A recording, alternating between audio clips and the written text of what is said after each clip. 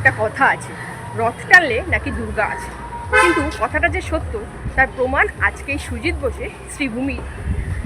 তো hello viewers, আমি মাম্পি, তোমরা দেখছো ব্রাইট মাইন্ড ব্লগস। তো আজ সোজা রথ, আর সোজা রথেই শ্রীভূমি প্যান্ডেলের কিন্তু খুঁটি পুজো হয়ে গেছে, মানে উদ্বোধন। আর এই মুহূর্তে আমি কিন্তু দাঁড়িয়ে আছি ঠিক শ্রীভূমির প্যান্ডেলে, পুজো প্যান্ডেল। সুজিত বোস ছাড়াই শুরু খুঁটি পুজো। কেমন হতে চলেছে এবছরের শ্রীভূমির দুর্গা পুজো? প্রতি বছর এই দিন থেকেই শুরু হয় দুর্গাপুজোর আনুষ্ঠানিক প্রস্তুতি, কিন্তু 2026 সালের খুঁটি পূজাকে ঘিরে রয়েছে এক অন্যরকম আবেগ। কারণ বহু বছর পর এবারে আয়োজনে সুজিত বোস সশরীরে উপস্থিত থাকছেন না। তাহলে প্রশ্ন হচ্ছে, সুজিত বোসকে ছাড়াই কি একেবারেই জাঁকজমকে এগোবে শ্রীভূমির পুজো, নাকি দেখা যাবে সম্পূর্ণ নতুন পরিকল্পনা? চলুন আজকের ভিডিওতে সেই বিষয়ে আলোচনা করি। শ্রীভূমি স্পোর্টিং ক্লাবের দুর্গাপুজো শুধু কলকাতায় নয়, সারা দেশেই পরিচিত তার বিশাল থিম, আলোকসজ্জা এবং অভিনব পরিকল্পনার জন্য। প্রতি বছর লক্ষ লক্ষ দর্শনার্থী এখানে ভিড় জমান। এবছরের খুঁটি পুজোয় পরিবেশের অবশ্যই কিছুটা আলাদা। দীর্ঘদিন ধরে যাকে এই পুজোর অন্যতম মুখ হিসাবে দেখে এসেছেন, সেই সুজিত বোস সশরীরে উপস্থিত না থাকায় অনেকের মনেই নানান প্রশ্ন উঠেছেন। খুঁটি পুজোর মাধ্যমে আজ শুরু হলো নতুন স্বপ্নের পথ চলা। কাঠামো তৈরির কাজ, শিল্পীদের ব্যস্ততা, আলোর নকশা, মণ্ডপ নির্মাণ সবকিছুই ধীরে ধীরে গতি পাবে।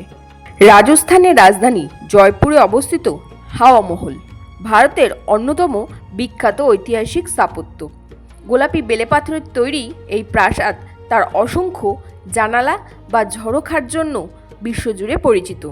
এইবারের সেই ঐতিহাসিক সৌন্দর্যই ফুটে উঠতে চলেছে শ্রীভূমির দুর্গাপুজো মণ্ডপে। ভাবুন তো, কলকাতার বুকে দাঁড়িয়ে যেন এক টুকরো রাজস্থান। বিশাল প্রাসাদের আদলে তৈরি প্যান্ডেল, রাজকীয় প্রসাদের দ্বার, সূক্ষ্ম কারুকার্য, ঐতিহ্যবাহী রাজস্থানিক নকশা এবং চোখধাঁধানো আলোকসজ্জা সব মিলিয়েই দর্শকের জন্য অপেক্ষা করছে এক অন্যরকম অভিজ্ঞতা। আজকের খুঁটি পূজার মাধ্যমে আনুষ্ঠানিকভাবেই শুরু হলো সেই বিশাল কর্মযজ্ঞ। এখন থেকে দিন রাত এক করে কাজ করবেন শিল্পী, কারিগর এবং অসংখ্য কর্মী। প্রতি বছরের মতন এবারও শ্রীভূমির লক্ষ্য থাকবে এমন একটি সৃষ্টি উপহার দেওয়া যা শুধু কলকাতা নয়, সারা দেশকেও আকর্ষণ করবে।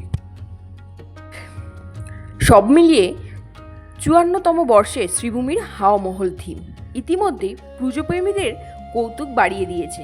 এখন শুধু অপেক্ষা, কিভাবে বাস্তবে ফুটে উঠবে এই রাজকীয় স্থাপত্যের রূপ। আপনার কি মনে হয়, এবারের হাওয়া মহল থিম কলকাতার সেরা প্যান্ডেলগুলোর মধ্যে কি জায়গা করে নিতে পারবে? আপনার মতামত অবশ্যই কমেন্টে লিখে জানান।